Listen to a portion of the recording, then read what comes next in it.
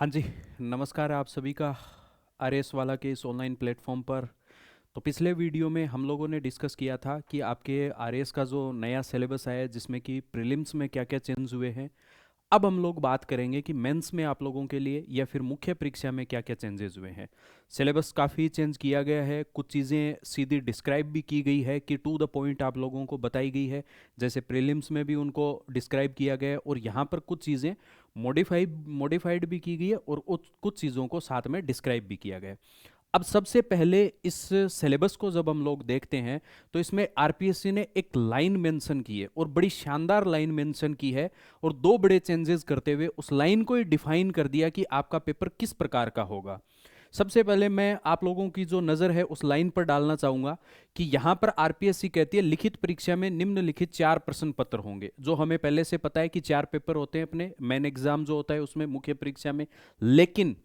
वर्णात्मक या विश्लेषणात्मक होंगे, यानी कि यहां पर एनालिटिकल अप्रोच आप लोगों के लिए होगी, जो आरपीएससी पिछले कुछ समय से आप लोगों को कह रही है। और पिछला जो पेपर था जिसमें कि कट ऑफ बहुत कम गई थी मेन एग्जाम में, तो उसमें हम लोग देखते हैं कि यहां पर आपके एनालिटिकल अप्रोच इस बार आरपीएससी ने सीधा ताल ठोक के आप लोगों को कह दिया है कि एनालिटिकल अप्रोच से पेपर लेंगे। और इस बात को जस्टिफाई किया है कि पहले हमारे 2 नंबर के, 5 नंबर के और 10 नंबर के ये 3 प्रकार के क्वेश्चन आया करते थे। अब इनको चेंजेस करके अलग अलग पेपर में, जैसे कि अलग अलग सेगमेंट जो होता था उसकी कुछ मार्किंग है वो भी चेंज की गई है। और 2 नंबर के जो क्वेश्चन जिनमें कि हमारे सामने फैक्ट ज्यादा पूछने की प्रोबेबिलिटी रहती थी और हम लोग उलझ भी जाते कि इसमें जो चीजें हैं सीधी पूछी जाती। जैसे आर्ट एंड कल्चर में पीछे एक प्रश्न पूछा गया था कि अपने चरणदासी संप्रदाय की दो अपने जो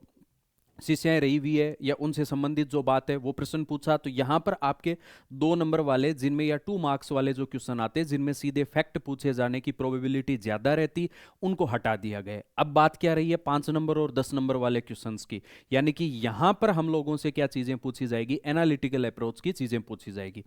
अब चलते हैं सिलेबस पर कि क्या क्या चेंज किए गए हैं सिलेबस में।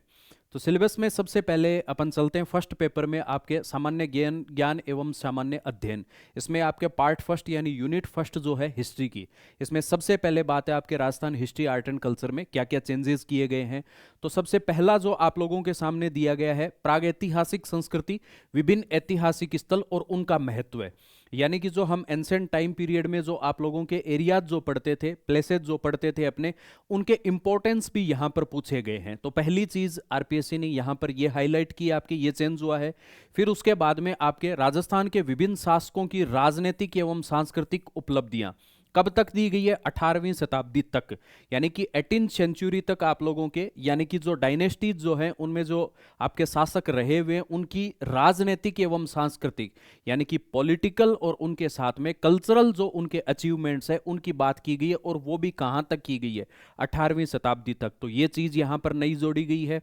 फिर उसके बाद में राजस्व एवं प्रशासनिक व्यवस्था एवं बदलता स्वरूप, यानी कि यहां पर आपके रेवेन्यू से और आपके एडमिनिस्ट्रेटिव, फिर उसके बाद में व्यवस्था यानी कि उनकी जो फॉर्मेशन और उनके साथ में आपके बदलता स्वरूप यानी कि जो चेंजेस हुए हैं उन चेंजेस के बारे में ये पूरी की पूरी लाइन आपके सिलेबस में नई इन्होंने ऐड की है, जिसके बारे में आपको हिस्ट्री में पढ़ना है। फिर उसके बाद में आता है 1857 का विद्रोह, यानी कि आपके 1857 का जो रिवोल्ट आप लोग पढ़ते हो, क्रांति जो पढ़ते हो, उसके बारे में यहां पर अलग से मेंशन किया गया है।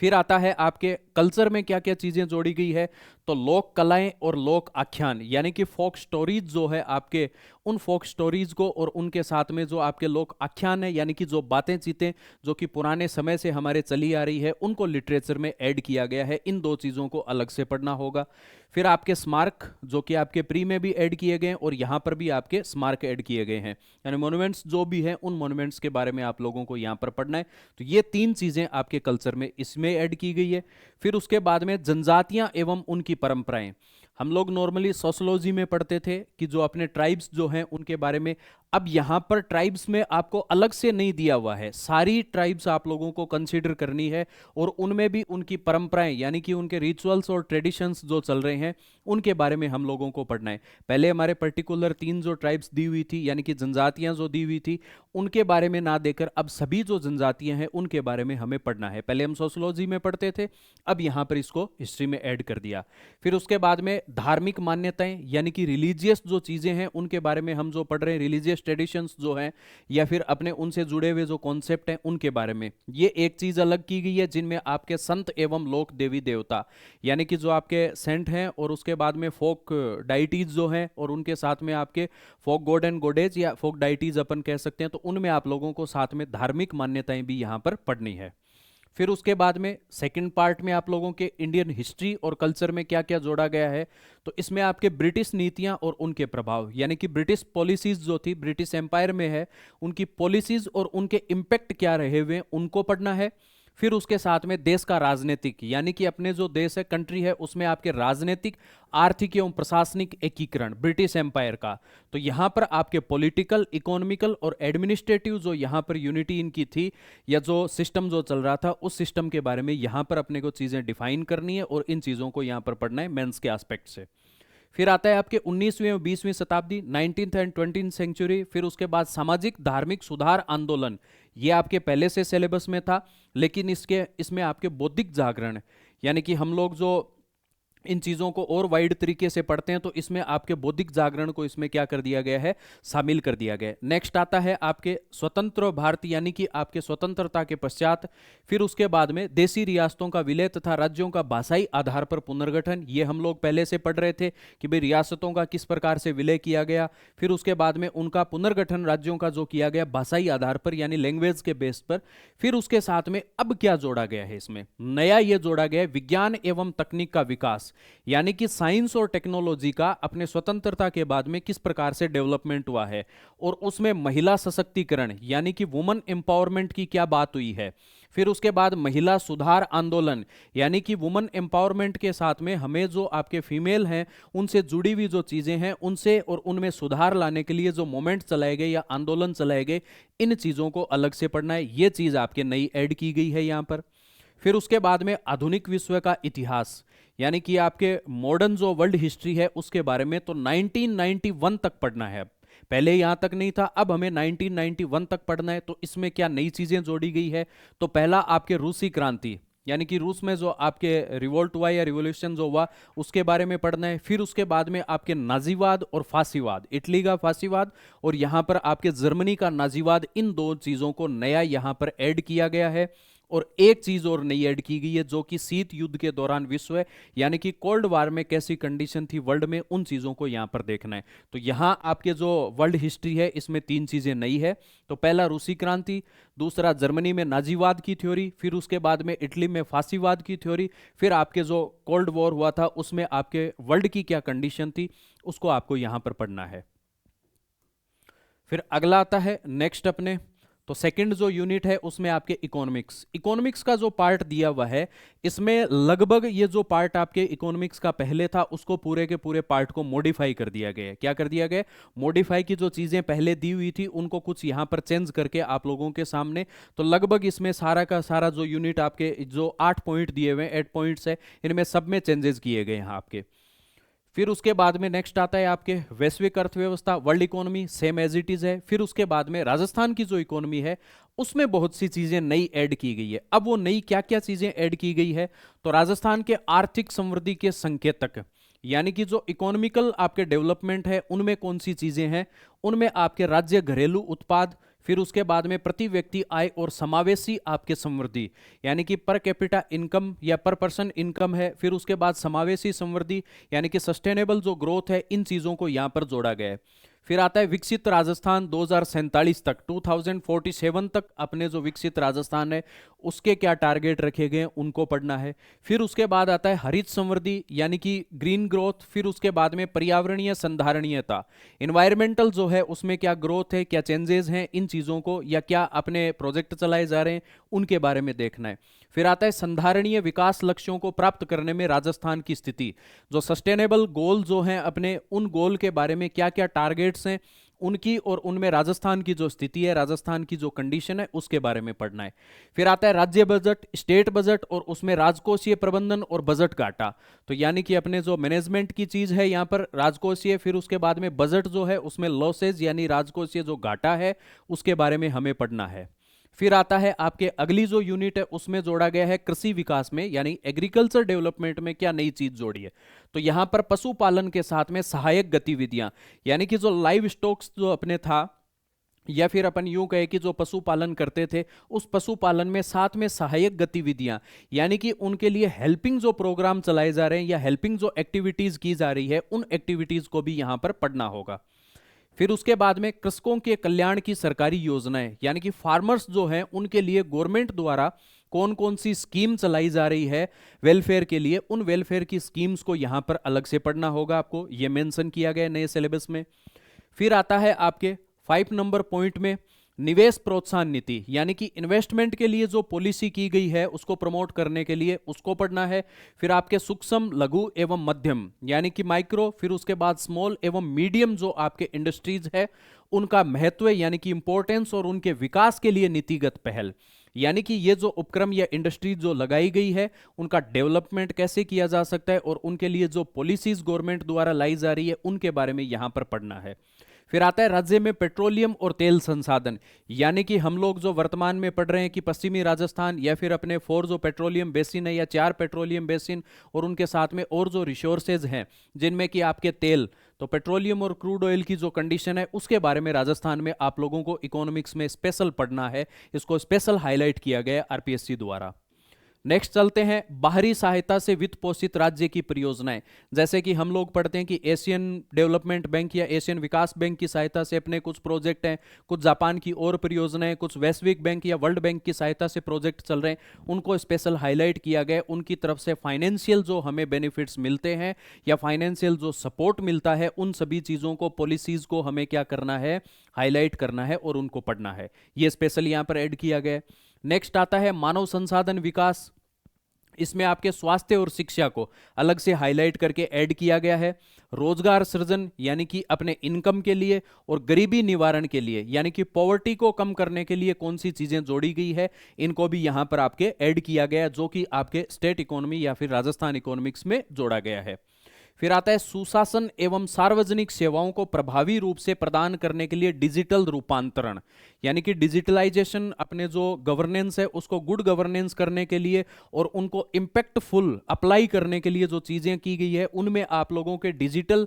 रूपांतरण, यानी कि डिजिटल जो चेंजेस किए गए हैं उनको पढ़ना है। फिर आता है आपके एससी, एसटी, ओबीसी और फिर माइनॉरिटी, फिर उसके बाद में दिव्यांगजन, निराश्रितों, महिलाओं, विमेंस, फिर उसके बाद में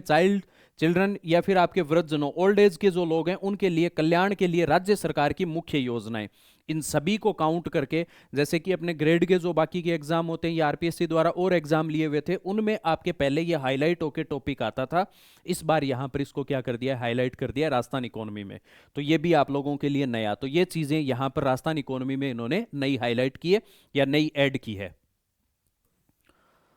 नेक्स्ट आता है आपके समाजशास्त्र, प्रबंधन, लेखांकन एवं अंकेक्षण, यानी कि सोशोलॉजी, मैनेजमेंट, ऑडिट जो है आपके, इसमें क्या क्या चीजें ऐड की गई है। तो इसमें आपके 3rd यूनिट जो है जिसमें पहले बात करते हैं अपने सोशियोलॉजी की, तो सोशियोलॉजी में आपके जाति एवं वर्ग,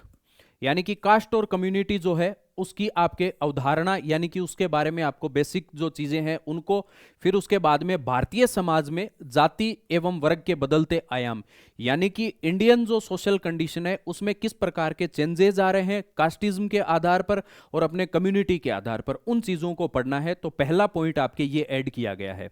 फिर उसके बाद में शहरीकरण, तो यहां पर भी आप लोगों के जैसे अपन ने ज्योग्राफी में पढ़ा नगरीकरण था, वहां पर अर्बनाइजेशन, यहां पर सोशोलॉजी के एस्पेक्ट से आप लोगों को अर्बनाइजेशन या फिर आपके शहरीकरण पढ़ना है जिसका क्या प्रभाव रहता है। फिर आता है भारतीय सामाजिक व्यवस्था से संबंधित अवधारणाएं, यानी कि इंडिया में जो आपके सोशल सिस्टम चला हुआ है उससे जुड़ी हुई कौन सी आपके पहलू हैं, कौन सी अवधारणाएं, उनके बारे में, और कर्म का सिद्धांत, यानी कि जो एक्टिविटी की अपने थ्योरी जो होती है उस पर, या काम जो हम करते हैं कर्मा जो है अपना उस पर बेस्ड। फिर उसके बाद में धर्म, रिलीजियस पुरुषार्थ, फिर उसके साथ में आश्रम व्यवस्था। तो ये सारी चीजें आप लोगों को जो कि हमारे समाज में चलती आ रही हैं इनको आरपीएससी ने अब सोशियोलॉजी में ऐड किया है। फिर उसके बाद में आता है वर्तमान भारतीय समाज में परिवार एवं विवाह। इसको कह सकते हैं वाह, क्योंकि आरपीएससी के वर्तमान में जो अपन भाई एग्जाम देते हैं, परीक्षा देते हैं या फिर नौकरी लगते हैं, उसके बाद हमारा कैसे परिवार है, फिर उसके बाद विवाह की क्या कंडीशन है, पहले अपने विवाह फिर उसके बाद परिवार। तो वर्तमान भारतीय समाज में यानी कि करंट में क्या सिचुएशन है, और वो भी परिवार और विवाह की, यानी कि अपने फैमिली में क्या क्या चीजें हैं, क्या क्या चेंजेस हैं वर्तमान में, और विवाह में क्या क्या चेंजेस हैं, या विवाह से संबंधित जितनी भी बातें मैरिज से, उनको पढ़ना है।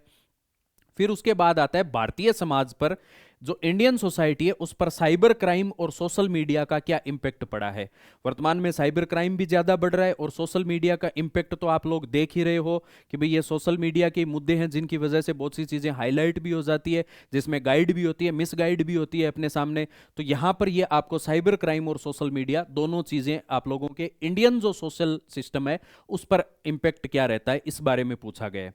फिर आता है भारतीय समाज के कमजोर वर्गों से संबंधित समस्याएं, यानी कि जो अपने बैकवर्ड क्लास है या कमजोर वर्ग हैं उनके बारे में यहां पर बात की गई है, मुख्यतः राजस्थान के संबंध में। अब यहां पर इस चीज को हाईलाइट किया गया है, इंडिया में जो सोशल सिस्टम है उसमें भी जो कमजोर वर्ग है, और उसमें भी आप लोगों के राजस्थान से संबंधित इस बात को हाईलाइट किया गया है। अब क्या क्या चीजें इसमें, महिलाओं से, विमेन से संबंधित, सीमांत समूह यानी कॉर्नर की जो कास्ट हैं, फिर दलित यानी कि पिछड़े हुए लोग, या फिर अपने जो इकोनॉमिकली जैसे कि बिलो पॉवर्टी लेवल या बीपीएल से, फिर उसके बाद अनुसूचित जाति एवं जनजाति, एससी एसटी, और उनके लिए कल्याणकारी योजनाएं। तो इन समूहों के लिए या इन जो पर्टिकुलर आपके जो कैटेगरीज हैं, इनके लिए जो आपके वेलफेयर जो स्कीम चलाई गई है, उन स्कीम के बारे में यहां पर पढ़ना है। नेक्स्ट आता है मैनेजमेंट में क्या क्या चीजें हैं। तो मैनेजमेंट में नॉर्मल आपके मैनेजमेंट, फिर प्रबंधकीय अवधारणा यानी कि इसकी जो थ्योरी है उसके बारे में, प्रबंधकीय कौशल, फिर उसके साथ में उसका लेवल, फिर उसके मैनेजमेंट के जो वर्क हैं उनके बारे में, फिर एमबीओ के बारे में, फिर निर्णय प्रक्रिया यानी कि डिसीजन जो मेथड है उसमें तकनीक और मॉडल यानी कि टेक्निकल और मेथड जो यूज करते हैं उनका यहां पर विशेष तौर से ये यूनिट जोड़ी गई है, या फिर अपने ये चैप्टर जोड़े गए हैं। नेक्स्ट आता है संगठनात्मक व्यवहार। तो इसमें क्या क्या जोड़ा गया है, इसके प्रकृति और क्षेत्र, नेचर और रीजन इसके जोड़े गए हैं, अनुभूति,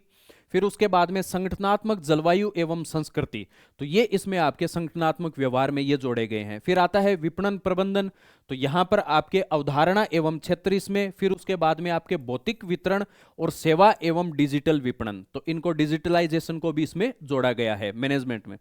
मानव संसाधन प्रबंध यानी कि अपने जो रिसोर्सेज हैं, ह्यूमन रिसोर्सेज, उनमें क्या मैनेजमेंट है, उनमें अपने संकल्पना एवं क्षेत्र, इसकी थ्योरी और उसके एरियाज, फिर मानव संसाधन नियोजन, फिर उसके बाद में आपके भर्ती चयन पद स्थापन, तो ये जो आपके भर्ती चयन यानी कि इसकी जो रिक्रूटमेंट है, फिर उसके बाद में कैसे सिलेक्शन है, कैसे पद स्थापन, इन चीजों को यहां पर आपके ह्यूमन रिसोर्सेज मैनेजमेंट है इसमें ऐड किया गया है। फिर प्रशिक्षण ट्रेनिंग आपके पहले से ऐड था। फिर उसके बाद में निष्पादन मूल्यांकन प्रणालियां यानी कि यहां पर चेक करने के जो मेथड है उनको, मानव संसाधन की आधुनिक प्रवृत्तियां यानी कि मॉडर्न जो थॉट है उनको यहां पर अपने ह्यूमन रिसोर्सेज में ऐड किया गया है।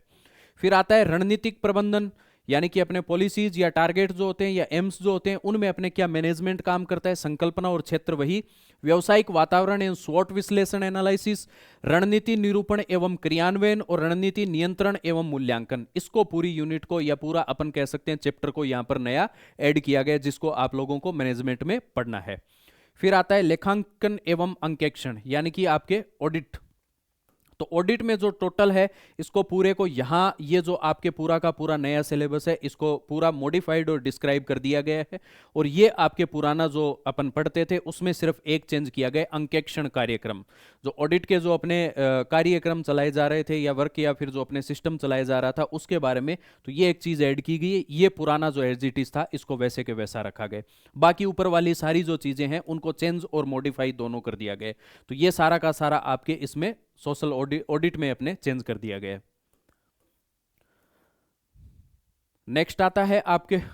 प्रशासकीय नियंत्रण यानी कि एडमिनिस्ट्रेशन में क्या क्या चेंज किए गए हैं। तो आपके सेकंड पेपर में फर्स्ट यूनिट में क्या क्या है, तो कर्मवाद जो कर्मा दिया गया है उससे जुड़ी हुई चीज है ये ऐड की गई है। फिर उसके बाद में निजी एवं सार्वजनिक संबंधों में नीति शास्त्र की भूमिका, सत्यनिष्ठा, निष्पक्षता और असंलिप्तता, और दार्शनिक आधार यानी कि अपने फिलोसफिकल बेस्ड जो थ्योरी है उनको, फिर उसके बाद में निष्पक्षता यानी कि इसमें किसी भी प्रकार के फेवरिज्म नहीं हो ये चीज़, और असंलिप्तता यानी कि इसमें कंट्रीब्यूशन नहीं हो, ये चीज़ें यहाँ पर क्या की गई है, जोड़ी गई है कि भाई अपने जो निजी एवं सार्वजनिक संबंधों में नीति शास्त्र एथिक्स जो है उस एथिक्स में ये चीज़ें जोड़ी गई है कि ये चीज़ यहाँ पर आप लोगों को पढ़नी है। फिर आता है मीडिया और नौकरशाही, तो मीडिया और नौकरशाही का एथिक्स में क्या क्या कंट्रीब्यूशन है और कैसे हम इन चीज़ों को पढ़ते हैं, तो ये यहाँ पर नई चीज़ जोड़ी गई है। फिर आता है आपके प्रशासन में नैतिक चिंता, द्वंद्व एवं चुनौतियां, यानी कि एडमिनिस्ट्रेशन को किस प्रकार से वर्क करते हैं एथिक्स के अकॉर्डिंग, उसमें प्रशासकीय निर्णय एवं कृत्रिम बौद्धिकता बनाम अंतर विवेक, यानी कि अपने जो एडमिनिस्ट्रेशन में अब डिसीजन ले रहे हैं उस डिसीजन में आपके एआई और एआई के साथ में अंतर विवेक, यानी कि खुद का जो अपने अपन कॉमन सेंस जो यूज करते हैं उसके साथ में एआई जो है उस एआई का क्या अपने यहाँ पर इम्पैक्ट है, क्या प्रभाव है, क्या कंक्लूजन निकलते हैं, इन बातों को यहाँ पर ऐड किया गया है।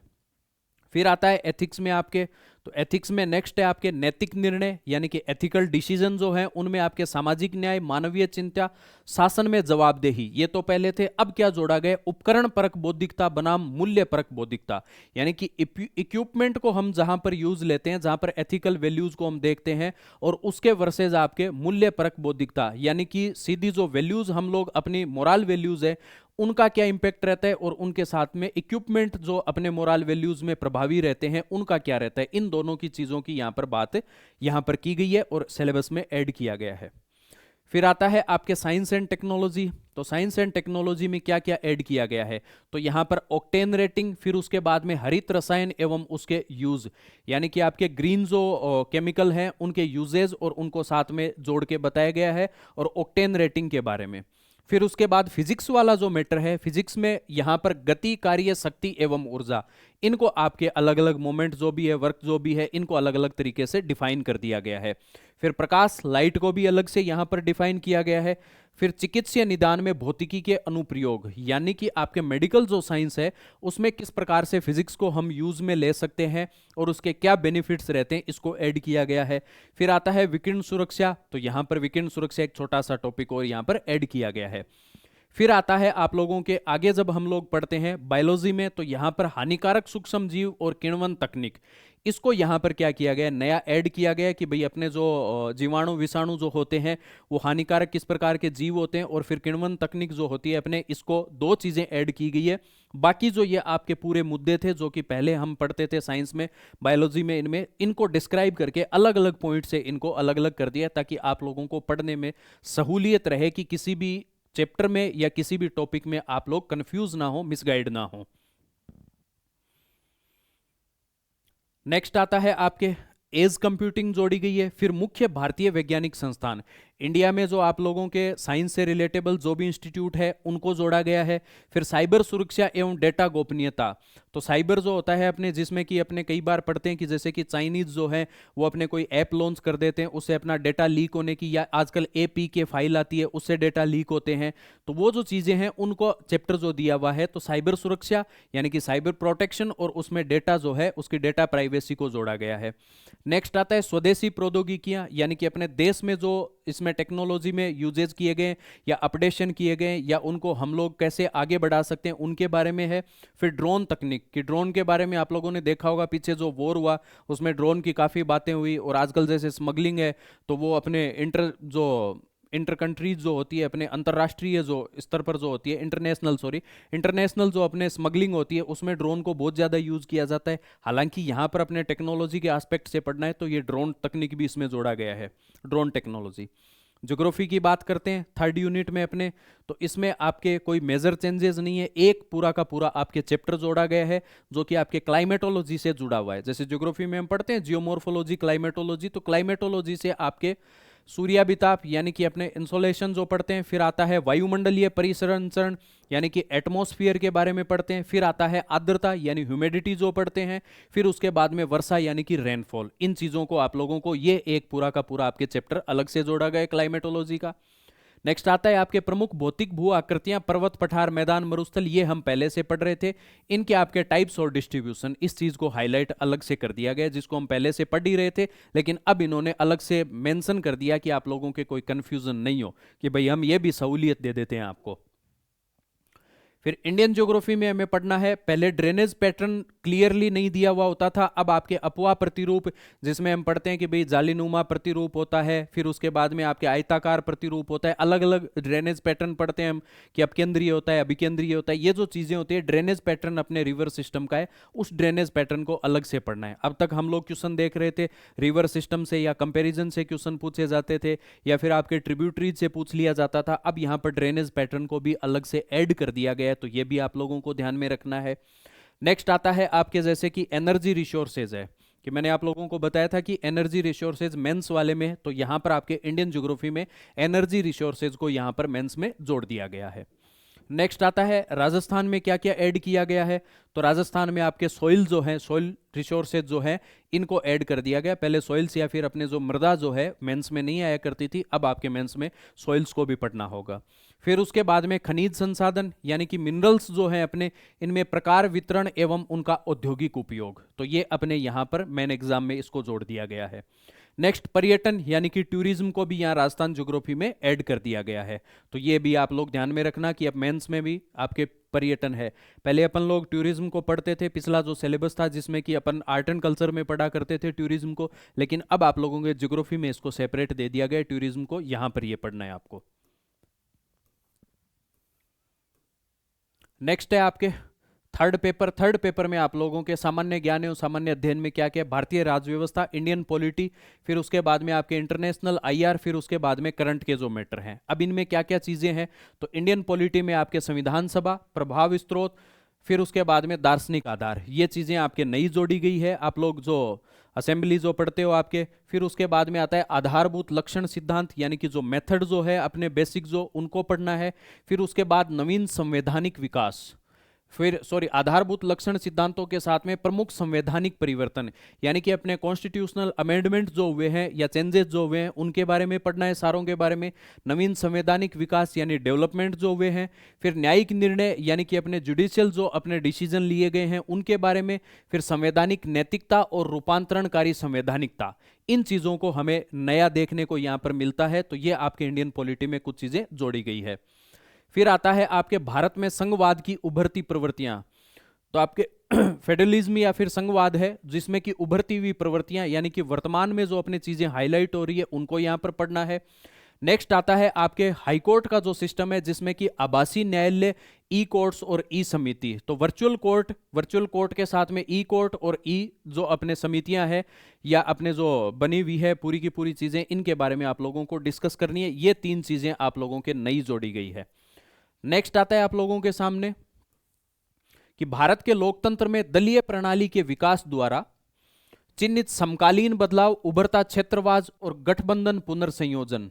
तो ये चीजें आप लोगों को तीन यहां पर ध्यान में देनी है कि एरिया के हिसाब से अपने कौन सी क्षेत्रवाद जैसे है वो प्रभावी हो रहा है उनके बारे में। फिर गठबंधन का जो अपने प्रभाव है, इंपैक्ट है, उसको भी यहां पर देखना है। नेक्स्ट आता है पहचान आधारित राजनीति से मुद्दा केंद्रित एवं समावेशी राजनीति की ओर परिवर्तन, कि क्या क्या चेंजेस हुए हैं यहाँ पर राजनीति के, ये देखने हैं। साथ ही लैंगिक भागीदारी में वृद्धि यानी कि अपने जो लैंगिक या लिंग आधार पर जो वृद्धि है उसको। फिर कृत्रिम बुद्धिमत्ता, आर्टिफिशियल इंटेलिजेंस, सक्षम राजनीतिक लामबंदी के सामाजिक राजनीतिक निहितार्थ यानी कि आपके सोशल और पॉलिटिकल जो बेनिफिट्स या इंपैक्ट हैं उनको देखना है यहाँ पर। फिर आता है मतदान व्यवहार के साथ में क्या क्या अपने चीजें जोड़ी गई है। निर्वाचन सुधार यानी कि इलेक्शन जो होता है उसमें क्या क्या रिफॉर्म्स किए गए हैं, क्या क्या अपने चीजें चेंज की गई है। भारत की निर्वाचन प्रक्रिया की कार्य प्रणाली यानी कि इलेक्शन का जो मेथड है उसका जो कार्य प्रणाली है, वर्क करने का प्रोसेस है, इसको जोड़ा गया है।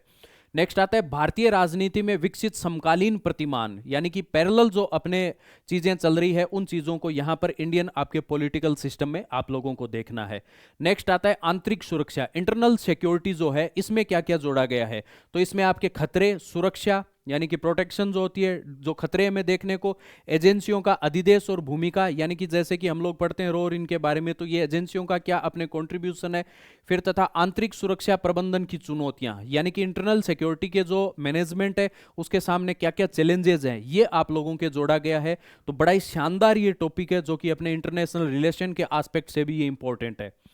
फिर आता है राजस्थान में, यानी कि स्टेट जो मैनेजमेंट है उसमें क्या क्या है, राजनीतिक सहभागिता के प्रतिमान, नेतृत्व एवं मतदान व्यवहार, यानी कि हम जो इलेक्शन बिहेवियर जो है उसमें आपके प्रतिमान और नेतृत्व यानी कि जो लीडरशिप है उसको पॉलिटिकल कंट्रीब्यूशन में आप लोगों को यहां पर देखना है।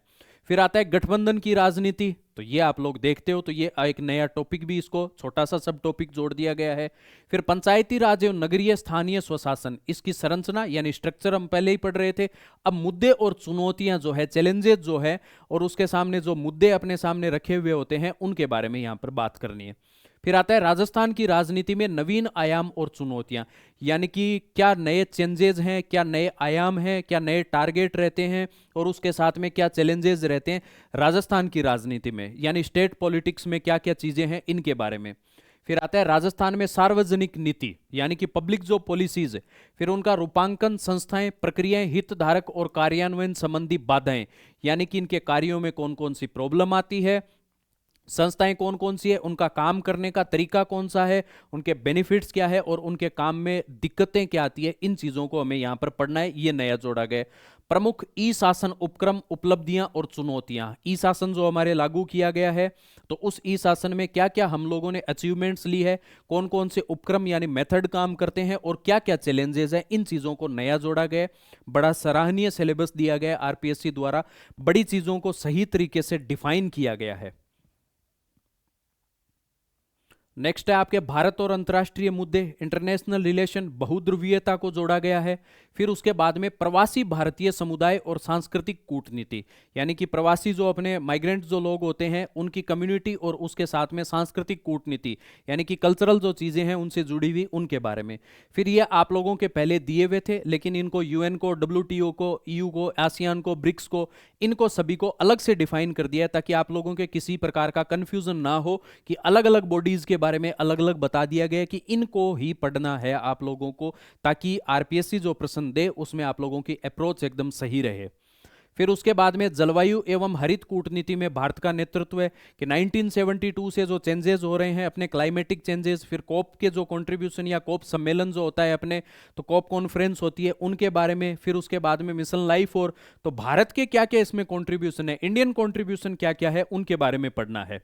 भारत की विदेश नीति में समकालीन रणनीतिक उपक्रम यानी कि फॉरेन पॉलिसी है, उसमें अपने कैसे स्ट्रेटेजिकल चीजें होती है वो अपने यहाँ पर पॉलिसीज और मेथड काम करते हैं उनके बारे में पढ़ना है इंटरनेशनल रिलेशन में। फिर आपके करंट का जो मेथड है उसको सही ढंग से आपके डिफाइन कर दिया गया, ये चीजें हम लोग पहले से पढ़ रहे थे। अब इसमें चेंज क्या किया गया, आपके एक सब्जेक्ट लगता था स्पोर्ट्स एंड योगा, उसको हटा दिया गया कंप्लीटली, उसको हटा के क्या कर दिया गया, स्पोर्ट्स एंड योगा का जो पार्ट था वो आपके यहां पर करंट में जोड़ दिया गया कि करंट के मेथड से आप लोग स्पोर्ट्स और योगा को पढ़ सकते हो, अलग से सब्जेक्ट के रूप में आप लोगों को पढ़ने की जरूरत नहीं है। तो क्या क्या चीजें, भारत और राजस्थान की खेल नीतियां, स्पोर्ट पॉलिसी है, फिर प्रमुख संस्थान, मेजर जो इंस्टीट्यूट्स हैं, फिर महत्वपूर्ण खेल आयोजन यानी कि स्पोर्ट्स ऑर्गेनाइजेशन करवा रहे हैं, उपलब्धियां, तो ये चीजें, स्वास्थ्य, आरोग्यता और तनाव प्रबंधन यानी स्ट्रेस मैनेजमेंट, हेल्थ के बारे में, तो ये आपके योगा की जो इसमें कंट्रीब्यूशन रहती है इनको देखना है। किसके एस्पेक्ट से, करंट इश्यूज के एस्पेक्ट से देखना है। पहले हम लोग एक सेपरेट सब्जेक्ट के रूप में पढ़ते थे, जबकि इसको हटा के अब क्या कर दिया गया है, इसमें मतलब आपने शामिल कर लिया गया करंट अफेयर्स में। नेक्स्ट आता है आप लोगों के सामने अगला जो आपके लोक प्रशासन यानी कि पबेड का जो मैटर है, इसमें क्या क्या चीजें जोड़ी गई है, सुशासन, गुड गवर्नेंस या गुड अपने एडमिनिस्ट्रेशन, ये नया जोड़ा गया है। विचारधाराएं एवं उपागम, इनको अपने जो थॉट और जो अपने मेथड्स हैं इनको अलग से डिस्क्राइब कर दिया गया है। तो क्या वैज्ञानिक प्रबंधन, मानव प्रबंधन, व्यवहारवादी, संरचनात्मक, प्रकार्यात्मकता, पारिस्थितिकीय उपागम, यानी कि साइंटिफिकली, ह्यूमैनिटिकली, बिहेवियरली और आपके जो वर्क प्रोसेस काम करती है, इनमें आप लोगों को किस चीज को बताना है, विचारधाराओं को और उपागम को, यानी थॉट प्रोसेस और मेथड को इनके आधार पर बताना है। ये चीज आपके अच्छे ढंग से इसको डिस्क्राइब की गई यहां पर। फिर आता है संगठन के सिद्धांत है उनमें, तो उनमें क्या दिया गया, विकेंद्रीकरण और समन्वय, इन दो चीजों को अपने नया जोड़ा गया है। प्रशासनिक व्यवहार यानी कि एडमिनिस्ट्रेटिव बिहेवियर जो है उसमें नेतृत्व, लीडरशिप, संचार, कम्युनिकेशन, मनोबल यानी कि मोरल जो है चीजें, उनको यहां पर एक नया जोड़ा गया, तो ये चीज आपके नई ऐड की गई है। फिर आता है संघ सरकार एवं प्रशासनिक व्यवस्थाएं, सेंट्रल गवर्नमेंट और उसके साथ में आप लोगों के कौन कौन सी चीजें जोड़ी गई है, तो यहां पर अब इसमें आपके पबेड में इनको कैसे ट्रांसफर किया गया और पबेड में कैसे हाईलाइट किया गया। तो आपके पहले तो यूपीएससी, फिर भारत निर्वाचन आयोग, इलेक्शन कमीशन, नियंत्रक एवं महालेखा परीक्षक, वित्त आयोग, फाइनेंशियल, लोकपाल, नीति आयोग, इनको पॉलिटी से क्या कर दिया गया है, आपके पबेड में ट्रांसफर कर दिया गया है। ये जो चीजें पहले हम पॉलिटी में पढ़ते थे, अब इनको पबेड में ऐड कर दिया गया है लोक प्रशासन में। फिर आता है कार्मिक प्रशासन। तो कार्मिक प्रशासन जो होता है अपने भर्ती, प्रशिक्षण, पदोन्नति, सिविल सेवाओं में तटस्थता और अनामता। अब इसमें साथ में क्या जोड़ दिया गया, आचरण संहिता, यानी कि उसके बिहेवियर से जुड़ी हुई जो चीजें हैं कार्मिक प्रशासन में, एडमिनिस्ट्रेशन में, तो उनको उसको जोड़ दिया गया एक। फिर आता है प्रशासन के मुद्दे, कौन कौन से, संघ राज्य संबंध, यानी कि अपने स्टेट गवर्नमेंट और नेशनल गवर्नमेंट है उनके बीच में जो आपके कनेक्शन है वो। फिर मंत्री लोक सेवक संबंध, यानी कि जो अपने पब्लिक लीडर जो हैं उनमें मिनिस्टर और साथ में लोक सेवक जो होते हैं अपने, उनके बीच में क्या आपके रिलेशन है, क्या संबंध है, उनको। फिर आता है प्रशासनिक सुधार, यानी कि अपने एडमिनिस्ट्रेटिव जो रिफॉर्म्स किए गए हैं या उनमें जो इंप्रूवमेंट की गई है उनको, और साथ में सामाजिक अंकेक्षण, सोशल ऑडिट,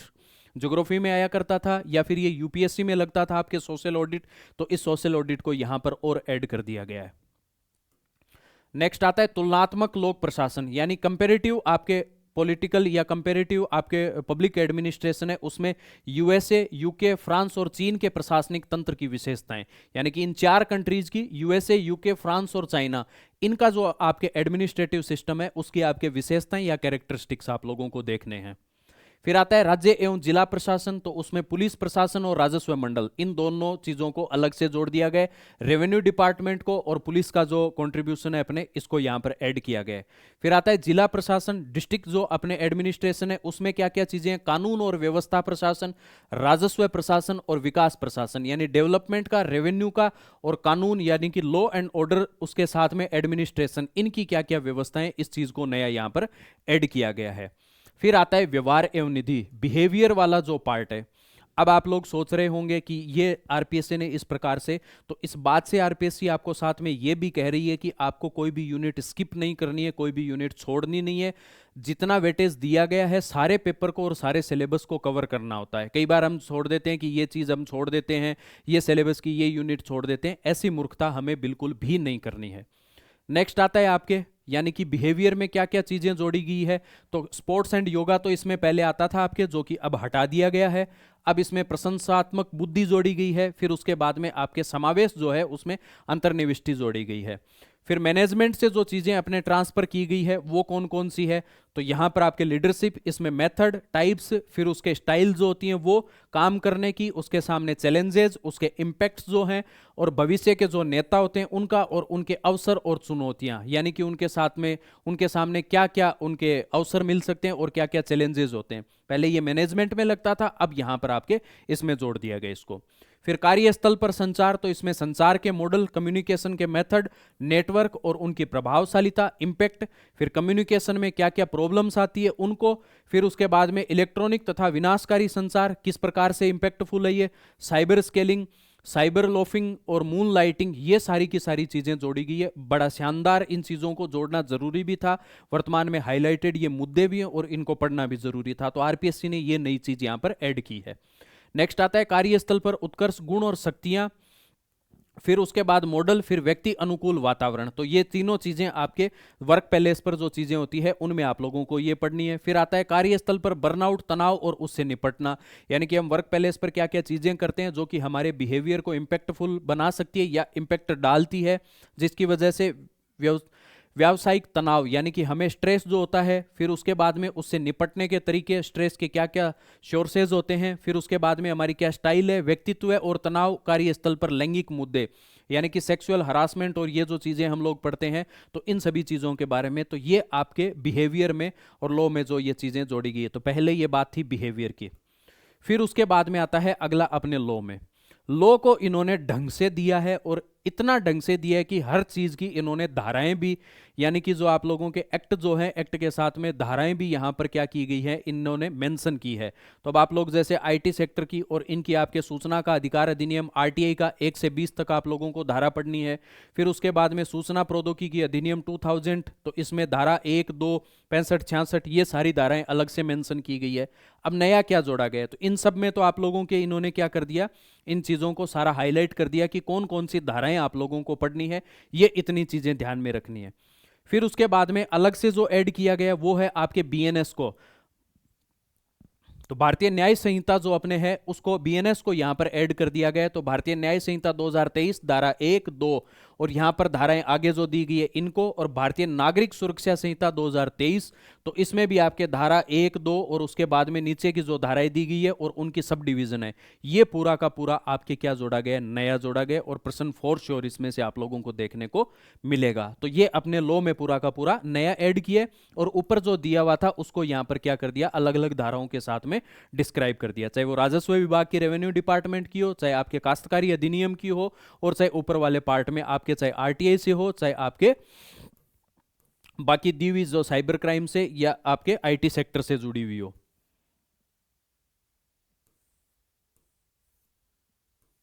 फिर उसके बाद में नेक्स्ट आता है फोर्थ पेपर आपके जनरल हिंदी और जनरल इंग्लिश का। अब यहां पर क्या चेंजेस किए गए हैं, तो पहले सामान्य हिंदी आपकी 120 नंबर की आती थी, यहां पर इसको कुल अंक कितने कर दिए, 90, यानी 90 नंबर की आएगी। फिर उसके बाद में यहां पर क्या क्या चेंजेस किए गए, तो फर्स्ट पार्ट जिसमें आप लोगों के पहले 50 नंबर का आया करता था, उसमें आपके अब हिंदी कितने नंबर की आएगी, 30 नंबर की आएगी। अब इसमें क्या क्या हटाया गया आप लोगों के, तो संधि हटा दी गई है, शब्द युग्म हटा दिया गया, पर्यायवाची हटा दिए गए, विलोम शब्द हटा दिए गए और एकल शब्द हटा दिए गए। ये इतनी चीजें यहां पर आपके क्या कर दी गई है, हटा दी गई है। तो इसको 50 नंबर से क्या कर दिया गया, व्याकरण को या हिंदी ग्रामर जो है इसको 30 नंबर का कर दिया गया है। फिर उसके बाद में आता है आपके सेकेंड पार्ट इसमें हिंदी में, इसको भी 50 नंबर से कितने नंबर का कर दिया गया, 30 नंबर का। और यहां पर जो आप लोगों के अनुवाद जो हम लोग पढ़ते थे, ट्रांसलेशन जो पढ़ते थे, उसमें आप लोगों के दिए हुए अंग्रेजी अनुच्छेद का हिंदी में अनुवाद, फिर उसके बाद में शब्द सीमा जो थी 50 शब्द की थी, अब 50 शब्द की कर दी गई है, पहले अपने 75 शब्द की थी, 75 मार्क्स की थी, जिसको चेंज करके अब क्या कर दिया गया, 50 शब्दों की। ये बहुत इंपॉर्टेंट चीजें हैं जिनको छोटी छोटी लग रही है, लेकिन इनको ध्यान से देखना होता है, क्योंकि आंसर जब हम लिखते हैं तो एग्जामिनर को पता होता है, जो कॉपी चेक करता है, जो प्रोफेसर कॉपी चेक करते हैं, कि आपने 50 शब्द में लिखा है या 75 शब्द में लिखा है। तो यहां शब्दों का मार्जिन भी बहुत इंपॉर्टेंट होता है। फिर उसके बाद में आपके थर्ड पार्ट जो है, इसमें पहले पत्र लेखन, लेटर राइटिंग जो थी, प्रारूप लेखन जो थे अपने, तो इसमें आपके इसको डिफाइन कर दिया कि प्रेस विज्ञप्ति, पहले अपने विज्ञप्ति एडवर्टीजमेंट लिखते थे, ज्ञापन लिखते थे, अब इसमें प्रेस के बारे में और कार्यालय के बारे में दोनों चीजें डिफाइन कर दी। ये पहले हम लोग इसी पार्ट में पढ़ा करते थे, अब इनको यहां पर अलग से करके क्या कर दिया, 20 नंबर की जगह 30 नंबर का कर दिया, यानी कि 20 मार्क्स की जगह 30 मार्क्स का कर दिया। तो ये इसमें आपके हिंदी में चेंजेस हैं। फिर उसके बाद में इंग्लिश में क्या चेंजेस किए गए हैं, तो इंग्लिश आपके 80 नंबर की थी, उसको 70 की कर दी गई है। कितने नंबर की कर दी है, 70 नंबर की कर दी है। क्या क्या हटाया है ग्रामर में, तो ग्रामर में हटाया गया आपके टेंस हटा दिए गए, मॉडल्स हटा दिए गए, वॉइस हटा दिए गए, फिर उसके बाद में आपके नरेशंस हटा दिए गए और एंटोनिम सिनोनिम्स हटा दिए गए। ये आपके 500 चीजें क्या कर दी गई है, डायरेक्टली इनको हटा दिया गया है। यहां पर क्या दिया गया है, the same word used as different part of speech. Eight type of part of speech जो आप लोग पढ़ते हो, वो eight types of part of speech यहां पर आप लोगों को पढ़ने हैं, जबकि ये 500 चीजें आपके इंग्लिश में क्या कर दी गई है, ग्रामर में हटा दी गई है। फिर उसके बाद में आते हैं अगला आपके क्या दिया गया है पार्ट बी में, तो पार्ट बी में हम लोग पढ़ते थे comprehension of an unseen passage 300 words approximately, यानी कि 300 वर्ड का आपके एक अनसीन पैसेज आएगा। फिर जो सारांश लिखा करते थे हम लोग लास्ट में, कि भाई आप लोगों के एक प्रीस्ट जो लिखा करते थे पैसेज को सार उसका करके छोटा भाग करके उसका लिखा करते थे हम लोग, अब वो पहले जो अलग से आता था, अब आप लोगों को क्या करना है, ये जो पैसेज आएगा उसी का आपको यहां पर लिखना है देख के। तो ये चीज है, और इसको कितने वर्ड्स में लिखना है, 100 वर्ड्स में आप लोगों को लिखना है। पहले पैसेज आया करता था आपके 250 वर्ड का, अब आएगा आपके 300 वर्ड्स का। तो ये आप लोगों के यहां पर ये भी मेजर चेंज है इंग्लिश में। फिर उसके बाद में अगला क्या है आपके पार्ट सी में, तो पार्ट सी आपके पहले 30 नंबर्स का आया करता था, अब यहां पर 20 मार्क्स का है। कितने मार्क्स का है, 20 मार्क्स का है। अब इसमें क्या चेंजेस किए गए हैं, elaboration of a given theme any 1 out of 3 approximately 150 words. तो पहले 200 वर्ड्स का आया करता था, इसको क्या कर दिया गया, 150 वर्ड्स का कर दिया गया। दूसरा आपके राइटिंग में ऑफिशियल लेटर और डेमी ऑफिशियल, तो ये आप लोगों के लिए दिया गया है, तो इसको डिस्क्राइब कर दिया गया है कि यहां आप लोगों को क्या करना है, ये अलग से। अब बात आती है अगला आपके थर्ड जो इकाई है, इसमें निबंध जो लिखना है, ऐसे लिखना है, वो आपके 40 नंबर का है। कितने नंबर का है, 40 नंबर का। अब यहाँ पर यूपीएससी के जो एस्पिरेंट है उनको कुछ हेल्प मिलेगी, और जो हिंदी माध्यम वाले हैं उनको एक अलग भी हेल्प मिलेगी, और इंग्लिश वालों को भी, सबके लिए कुछ ना कुछ बेनिफिशियल पॉइंट है। वो क्या क्या है, तो आप लोगों को ये 6 टॉपिक, इन 6 टॉपिक में से आपको क्या दिया जाएगा, यहां पर निबंध दिया जाएगा, ऐसे राइटिंग करनी है। कितने नंबर की है, 40 नंबर की है। वर्ड कितने यूज करने हैं, 600। कितने वर्ड में लिखना है, कितने वर्ड्स में लिखना है, 600 में। अब यहां से आप या तो हिंदी में लिख सकते हो या इंग्लिश में, आपके लिए चॉइस है। चाहे तो हिंदी में लिख दो, चाहे इंग्लिश में। प्रश्न पत्र के निबंध भाग में 6 विषयगत क्षेत्र होंगे, इन 6 में से आप लोगों से पूछा जाएगा। 600 शब्दों में, 600 वर्ड्स में आप लोगों को लिखना है, किसी एक लैंग्वेज में, चाहे तो वो हिंदी हो चाहे वो अंग्रेजी हो, दोनों में से आप लोगों की जो सहूलियत रहे उसमें आप लोग लिख सकते हो। मैं भी यहाँ पर यूपीएससी के एस्पिरेंट थोड़ा सा लीड लेंगे बाकी, क्योंकि उनकी ऐसे राइटिंग थोड़ी अच्छी रहती है आरपीएससी के जो स्टूडेंट होते हैं, क्योंकि आरपीएससी के स्टूडेंट अमूमन हम ये मानते हैं कि ऐसे राइटिंग में थोड़ा सा उनसे पीछे रहते हैं। हालांकि तैयारी लगभग स्टूडेंट दोनों ही चीज़ की करते हैं, लेकिन यहाँ पर 6 टॉपिक्स आपके सामने दिए हुए और इनमें आपको ये लिखना है। तो ये भाई आपके मेंस की जितनी भी चीज़ें थी, और आप लोगों के मार्क्स जो हैं वो मार्क्स भी अपने डाल दिए जाएंगे कि कितने कितने मार्क्स की कौन कौन सी यूनिट है, किस किस में कौन सी चीज़ दी हुई है। यहाँ पर जो चेंजेस थे उन चेंजेस की हम लोगों ने बात कर ली है।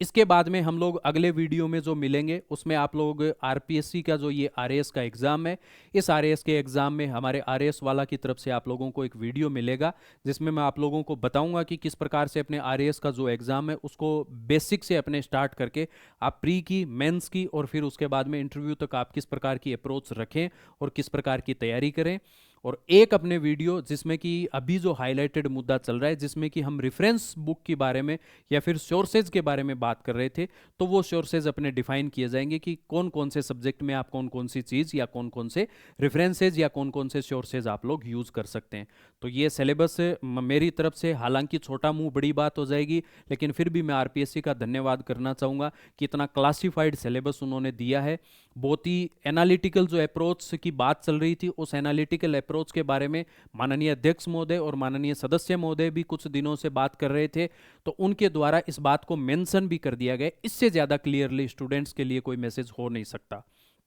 हम इसमें पॉजिटिव नेगेटिव दोनों एस्पेक्ट को देख के चलते हैं। मेरे अनुमान के अनुसार पॉजिटिव ज़्यादा है चीज़ें, और हमें किसी भी परीक्षा को देने से या देने से पहले या देने तक, और उसमें जब तक हम सफल नहीं हो जाएं तब तक पॉजिटिव एस्पेक्ट ही देखने चाहिए। ये आप लोगों के लिए रिफॉर्म्स हैं और ये बेनिफिशियल और अच्छे रिफॉर्म्स हैं। तो आज का अपना सिलेबस की जो बातें थी वो यहीं तक है। तो ये आरपीएससी के आपके प्रीलिम्स और मेंस के, प्रारंभिक परीक्षा के और मुख्य परीक्षा के जितना आपके सिलेबस में चेंजेस थे, वो प्रयास किया गया है कि मैं अच्छे तरीके से उनको डिफाइन कर पाऊँ। तो अगली कक्षा में मिलते हैं या अगले वीडियो में मिलते हैं, तब तक के लिए धन्यवाद।